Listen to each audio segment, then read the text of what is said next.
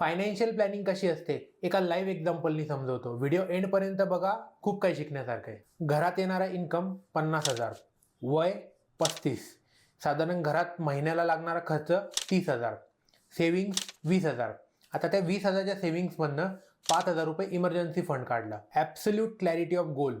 क्लायंटला माहिती होतं की मला ॲट द एज ऑफ 50 मला 2.5 करोड रुपयाचा कॉर्पस पाहिजे.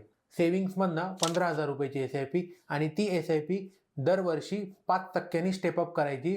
साधारण 12% जरी पकडले तर 15 वर्षात आपल्याकडे जो कॉर्पस येतो तो आहे 93 लाख. 93 लाख नंतर पण आपला गोल जो आहे तो अजून 1.5 करोड रुपये लांब आहे. क्लायंटशी कन्सल्ट करत असताना एक कळालं की त्यांचं एक सेकंड होम आहे ज्याची कॉस्ट आहे 35 लाख. ते विकून आपल्याकडे 35 लाख रुपये आले.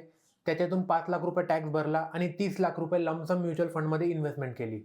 30 लाख रुपये 15 वर्ष 12% रिटर्न पकडला तर साधारण 1.6 CR होतात. 1.6 CR प्लस आपले वरचे SIPचे 93 लॅक्स हे जर का कंबाईन केले तर आपला गोल अचीव्ह. हीच आहे फायनान्शियल प्लॅनिंग.